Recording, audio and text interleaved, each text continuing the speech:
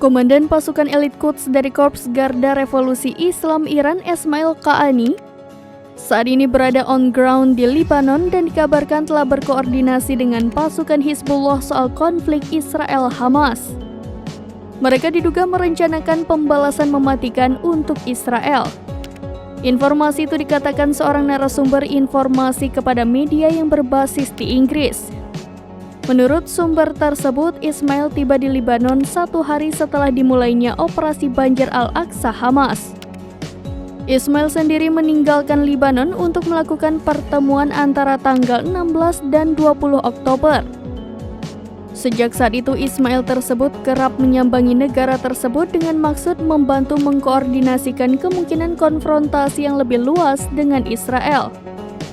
Setelah kembali ke Lebanon, Ismail bertemu dengan para pemimpin Hizbullah dan faksi perlawanan Palestina yang berbasis di Lebanon.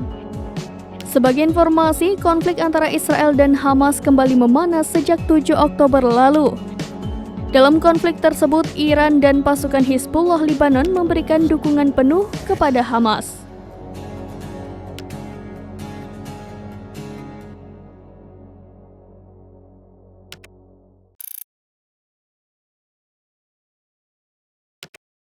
Download Tribun X sekarang, menghadirkan lokal menjadi Indonesia.